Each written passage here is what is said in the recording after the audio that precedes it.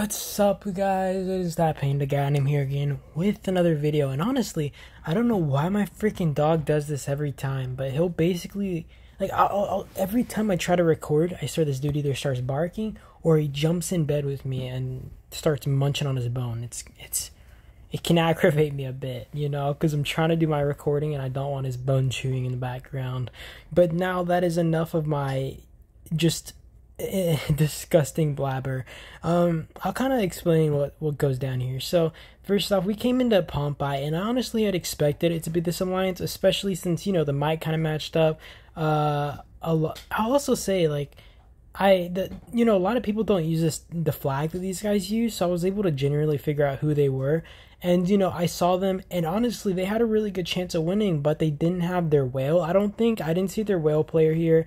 And, that was probably their biggest L, right? Because they couldn't defend stuff properly. They didn't have people who could be garrison captains, and they didn't have someone who could rally out my buildings or even swarm them out, right? Because the technology difference between, me and a lot of their average players was just overwhelming.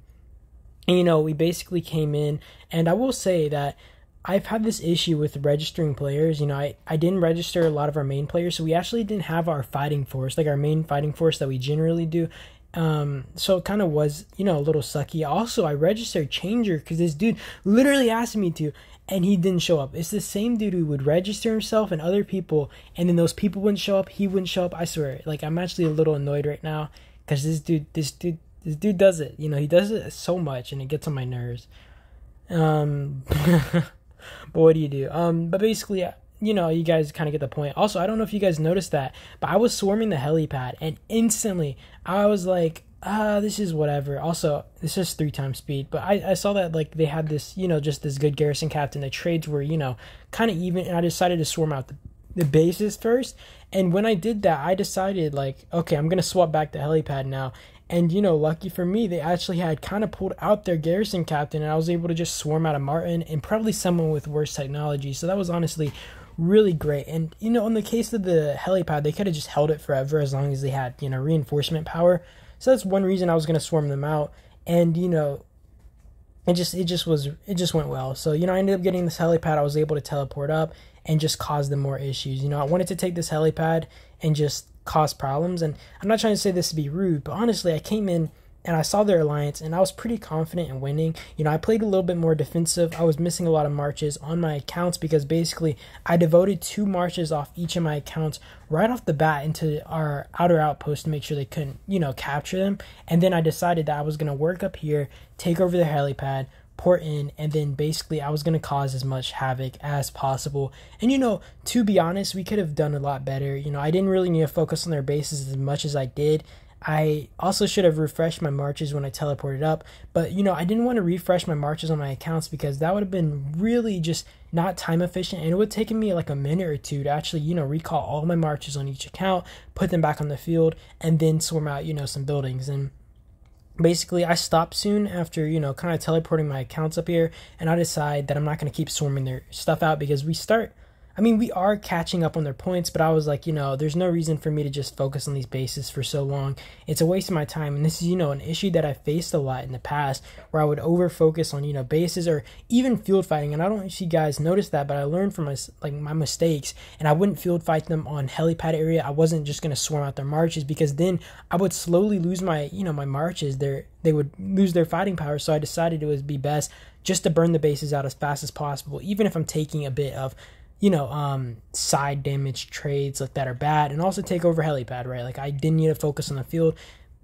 Sweeping their marches off the field was not my main goal, and that ended up paying off, and I was basically able to just work my way up and down the field, and I ended up taking over a lot of these outposts.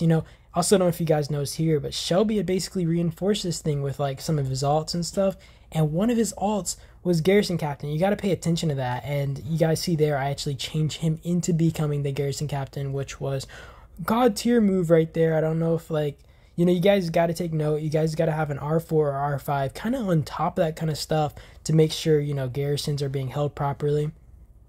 But I did want to work up here, and honestly it might have been better to actually go towards where Shelby was holding the outpost, trade out garrison captain, and then just fill it with reinforcements, and then move up to this outer, this operations base. That probably would have been the better choice. But at the end of the day, I ended up going up to this operations base, and, it is what it is. And I ended up taking it over, but it was a little bit difficult because I was getting pressured on the field quite harshly. And I think I ended up backing off the outpost at some point, and then I go back in and I end up finishing it off. And I will say that I had a lot of my margins kind of get low, and I decided that I was actually going to murder, so basically I take this thing, right? I send whatever spare marches I can into the outpost. So if these guys do try to take it over, they're basically going to be having to, swarm into 1,000,000+ troops with my garrison captain in charge, right? And then I use whatever spare marches I have to kind of fight, and then just drain out my own marches. And then we go up here, take over this operations base. I put Maya in here because I actually want my rider, but then I work one team of riders, right? Like I had one march left on each of my accounts left for riders because I had one march in each operation base, and then I just run some riders along the field. It was just, I don't know, it was pretty comedic to me to just have one march of riders on each account, just running it down together. But it did end up working. I was a little surprised. But, at the end of the day, they didn't have people who could properly hold these garrisons. And I don't know, I feel like they were putting way too much pressure on our side of the map. And that might have actually been the correct choice, especially being the case that, like I said, we were missing a lot of our core fighters. So, when I'm focused on their side of the map, it's really up to whoever in our alliance is able to hold on in our side, on our side of the map. And, you guys kind of see that on the mini map, but we were losing control over our buildings over there, and we do end up taking it back near the end. But they were doing good on taking those buildings, but they obviously couldn't do much in those outposts that I was holding. You guys never see them take one that I was actually holding, and that was one big issue. They even tried sending a rally up here, and I think they were taking 1 to 4 trades, at least in the start.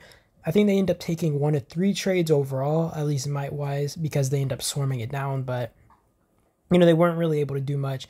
And I mean, it was just a huge tech difference. They couldn't do anything, and honestly, at the end of the day, there was no way they could have won as long as we played this properly, right? The only way we would have lost this is if we played it, really stupid. And that isn't to say that they're weak. It's just they didn't have core players who could hold these things or even push us out of, these outposts. And we did have although our members were I wouldn't say they were being sloppy. I'd say that, they just weren't able to hold out. We didn't have like I said, a lot of our firepower that we normally do.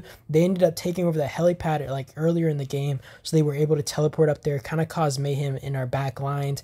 But they end up doing, taking it back, and we end up winning at the end of the day. So it worked out, and I had fun. This one was a little bit, I wouldn't say I was overly focused or I had to try too hard, but it did keep me, kind of more so focused, right?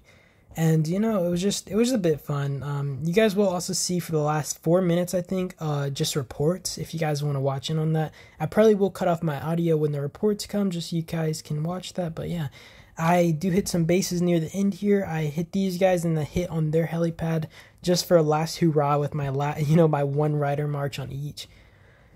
But yeah, I do hope you guys enjoyed this, though, because, I did, and I had a bit of fun. And I mean, like I said, there wasn't much they could have done. They did the best they could. And, respect to these guys. They fought till the end. And I think we took 1 to 3 trades in the kill-death, kill, injure, whatever ratio. So honestly, we did really good here, I think. And I was kind of upset to see 800k healed on our side, especially when we didn't need it so much. But I guess our people on who were fighting on the other side really did probably need a heal, especially when they were getting pressured. I mean, they didn't really need to heal. We still would have had it, I think, in the bag, but I never like to see us heal in Pompeii. I think always saving your speed ups for actual fights, be it island raid, kill event, that's just so much better investment. So I never recommend you use your speed ups in Pompeii. The only case I recommend doing it is if the battle is extremely close and you really have to do it to win, right? And the rewards are worth what you're spending, because at the end of the day, I really don't generally think it is, unless in those situations. I've seen so many people I've seen a lot of heals come out from teams that get smushed, or even teams that are smushing people. Like, there's no reason for you to curb stomp a team and waste a ton of your speed ups on healing these troops. It just makes no sense, you know. But I'm probably blabbing at this point. I do thank you guys for watching, though, and I appreciate it. You guys can look through these reports. You guys can look through the stats. And yeah, I appreciate you guys. You guys have a good day or night, and I hope you guys did get some value out of just this video. So, peace out.